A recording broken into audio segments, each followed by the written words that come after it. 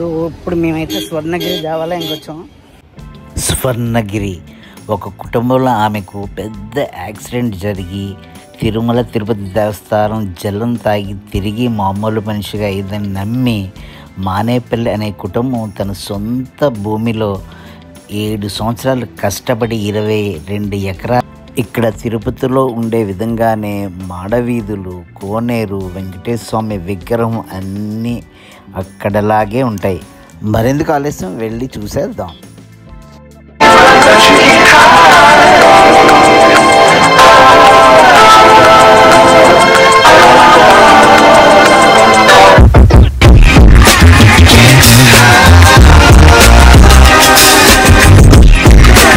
Hi, నేను మీ GRV. Welcome to my channel once again.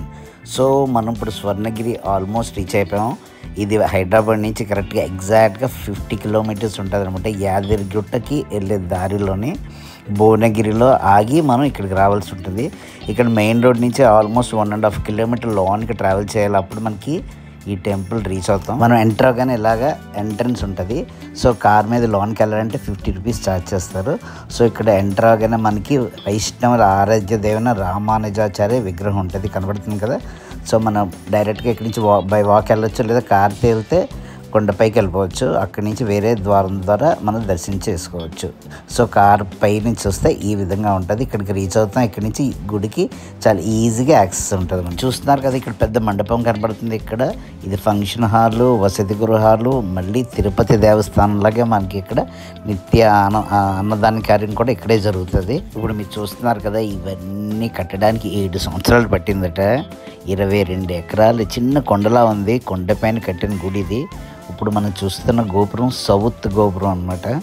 South side అంటే car parking వైపు నుంచి వెళ్తున్నాం. అటువైపు మెట్ల మార్గం కూడా ఉంటుంది, అది కూడా చూపిస్తాను. ఇది సౌత్ గోపురం అనమాట. మరి కనబడుతున్నవన్నీ మాడవీధులు, ఇవన్నీ క్యూ లైన్లు. ఇప్పుడు జనం తక్కువే ఉన్నారు. మన దర్శనంగా ఒక 1 గంటలో అయిపోవచ్చు. ఇక్కడ ఒక పెద్ద రథం ఉంది. ఇది దగ్గర 40 అడుగులు ఎత్తున్న రథం అంట, శ్రీవారి రథం. మీకు మొబైల్లో ఎలా కనబడుతుందో నాకు తెలియదు, కానీ 2 కళ్ళు సరిపోవు. అంత పెద్ద గుడి, ఎంత డబ్బు ఖర్చు అయిందో దీనికి నాకు అర్థం కావట్లేదు. ఇప్పుడు మనం గుడి ఫ్రంట్ సైడ్ నుంచి ఉన్నాం అనమాట. ఇక్కడ ఒక రథం మీద బ్రహ్మ విగ్రహం ఉంది. ఇది వాటర్ ఫౌంటైన్ అయి ఉంటుంది, రథం మీద కూర్చున్నట్టు. ఇక్కడి నుంచి గుడి చూస్తే ఇలా ఉంది. చూస్తున్నారు కదా గుడి ఎంత అందంగా ఉందో. లెఫ్ట్ సైడ్ స్టెప్స్ ఉంటాయి పైకి వెళ్ళడానికి. సో అక్కడి నుంచి మనం పైకి వెళ్ళి దేవుడిని దర్శించుకోవచ్చు. ఇప్పుడు చూస్తున్నారు కదా, ఇక్కడ ఎంట్రన్స్ పైకి వెళ్ళడానికి మెట్లు ఉంటాయని చెప్పాను కదా, దాన్ని వైకుంఠ ద్వారం అంటారు. సో దీని ద్వారా వెళ్ళి మనం దర్శించుకోవాలి. ఇక్కడ ఎంట్రన్స్లోనే దేవుడి పాదాలు ఉంటాయి. ఈ పాదాలను అందరూ దండం పెట్టుకున్నారు. ఇక్కడ ఈ దర్శనం చేసుకొని ఈ వైకుంఠ ద్వారం ద్వారా మనం దేవుడిని దర్శించుకోవడానికి వెళ్తాయి. ఈ మెట్లు ఇంచుమించు 108 మెట్లు ఉంటాయట, 108 స్టెప్స్.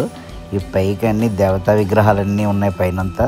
సో ఈ స్టెప్స్ 108 స్టెప్స్ ఎక్కి మనం దేవుడిని దర్శించుకోవాలి. ఈ మెట్ల మార్గంలో వెళ్తుంటే అక్కడ చాలా విగ్రహాలు ఉన్నాయి. ఇది శ్రీరాముడి విగ్రహం అనుకుంటాను, పాలరాతితో చేసిన విగ్రహాలు ఇక్కడ చాలా ఉన్నాయి. శ్రీకృష్ణుడిది, పరశురాముడిది. ఇవన్నీ చూసుకుంటూ మనం మెట్లు ఈజీగా ఎక్కిపోవచ్చు, ఎక్కినట్టే అనిపించట్లేదు. సో మనం పైకి ఎక్కిపోగానే, ఈ కొండ ఎక్కగానే ఇక్కడికి మనకి గుడి కంపెనీ కనబడుతుంది. సో ఇది ఈస్ట్ గోపురం అనమాట. ఇదే మెయిన్ ఎంట్రన్స్ గుడిలోకి వెళ్ళడానికి. ఇక్కడ మీకు విజయస్తంభం కనబడుతుంది కదా లెఫ్ట్ సైడ్, అదే వినాయకుడి గోపురము. ఆంజనేయ స్వామి పెద్దది కనబడుతుంది కదా అక్కడ, అది ఆంజనేయ స్వామి గోపురం. ఇలాగ చాలా విశాలంగా ఉందన్నమాట. గుడి ఎంత ఉందో అంత ఖాళీ ప్లేస్ ఉంది పైన అయితే. ఇక్కడ మీరు చూస్తుంది గరుడ మండపం అనమాట. ఇక్కడ మీరు చూస్తుంది హనుమాన్ మండపం. ఇది 127 అడుగుల ఎత్తున్న హనుమాన్ స్టాచ్యూ.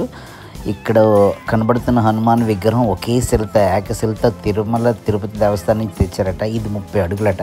ఇది కట్టడానికే దగ్గర 5 సంవత్సరాలు పట్టిందట ఈ విగ్రహాన్ని. ఇది ఒక రథం మీద ఆంజనేయ స్వామి నిలబడినట్టు ఉంటుంది ఇక్కడ ఈ మండపంలో. ఇక్కడ ఈ హనుమాన్ విగ్రహం ఇక్కడ ఈ రథం మీద హంపీలోని విజయ్ విఠల టెంపుల్ ఉంటుందట, సేమ్ దానిలాగే కట్టారట. గుడి పైన ఒక బంగారం రంగులోని గరుడ విగ్రహం కూడా ఉంది.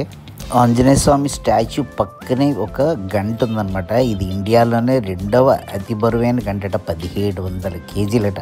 దీన్ని ఒక్కసారి ఇలా మోగిస్తే 1 నిమిషం పాటు ఆ సౌండ్ అలా వస్తూనే ఉంటుందట. సో అందరూ దాన్ని గంటని కొట్టి టెస్ట్ చేస్తున్నారు. ఇక్కడ రెండో అతి బరువైన గంట 2500 కేజీలట. అది రామమందిరం అయోధ్యలో ఎక్కడో ఉందట. ఇది రెండవదట. ఇప్పుడు మీరు చూస్తున్నారు కదా, ఇది దర్శనం క్యూ లైన్. ఇవి మొబైల్స్ అన్నీ పెట్టుకునే ప్లేసెస్ అనమాట. 5 రూపాయలు ఛార్జ్ చేస్తున్నాడు. ఇది టైమింగ్స్ అనమాట. గుడి ఏ పూజలు ఎప్పుడు జరుగుతాయనే టైమింగ్స్ ఉన్నాయి. ఇక్కడ టికెట్లు 50 రూపాయలు, 100 రూపాయలు. చాలా స్పెషల్ దర్శనాలు ఉన్నాయి. 3000, 4000, 5000, 10,000 కూడా ఉన్నాయి ఇక్కడ దర్శనం చేసుకోవడానికి. ఇది గుడికి లోన్ నుంచి చూస్తే ఎలాగా మనకి స్తంభం కనబడుతుంది కదా, చాలా స్పెషల్ దర్శనాలు ఉన్నాయి ఇక్కడ. గుడి లోపలైతే మనకి ఇలా ఉంది, చాలా క్రౌడ్ ఉంది. సో మనకి సేమ్ తిరుపతి తిరుమల దేవస్థానంలో లాగుంటుంది, అదే అట్మాస్ఫియర్ ఉంది. సో ఈ వెంకటేశ్వర విగ్రహం అయితే ఇలా ఉంది, చాలా పెద్ద విగ్రహం. నిజంగా చూస్తే మామూలుగా లేదు. గుడి పైన అయితే సేమ్ తిరుపతిలాగే మనకి అక్కడ వెండితో తిరుమలలాగే మనకి గుడి చుట్టూరుగా మాడవీధులు ఉంటాయి. చుట్టూరుగా తిరిగి మొత్తం అన్నీ ఎక్స్ప్లోర్ చేయొచ్చు. మీరు వస్తే మాత్రం ఏది మిస్ కాకండి, ప్రతిదీ చూడండి, ప్రతిదీ ఎంజాయ్ చేయండి. చాలా చాలా నచ్చింది నాకైతే మాత్రం ఈ గుడి.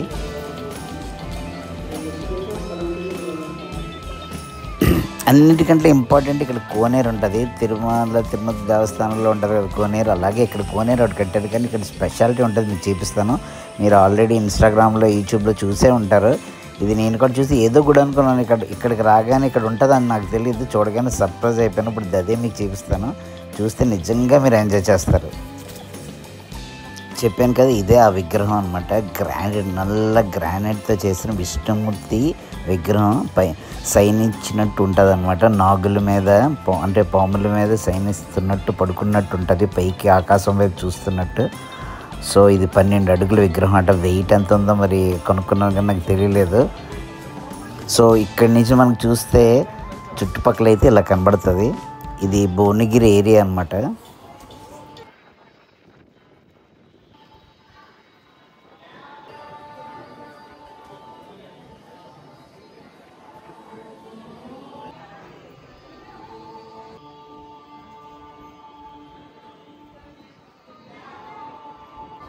ఇక్కడ 2 ఫ్లోర్స్ ఉన్నాయి. పై ఫ్లోర్కి వెళ్ళి చూస్తే, పైనుంచి చూస్తే ఇలా కనబడుతుంది.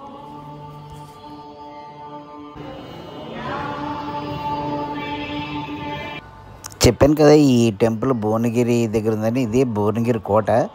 నెక్స్ట్ టైం వచ్చినప్పుడు వెళ్దాం. పై కొండ ఎక్కాలట, పైన కోట చూడాలంటే చాలా పైకి, టైం లేక వెళ్ళలేదు. సో ఇది స్వర్ణగిరి అనమాట. సో నెక్స్ట్ టైం మళ్ళీ మంచి ప్లేస్కి వెళ్దాం. ప్రతిదీ మీకు క్లియర్గా ఎక్స్ప్లెయిన్ చేసి చెప్తాను. సో వీడియో నచ్చినట్లయితే మాత్రం ఒక లైక్ చేయండి, ఫ్రెండ్స్కి షేర్ చేయండి, సబ్స్క్రైబ్ చేయడం మాత్రం మర్చిపోకండి. మీ GRV.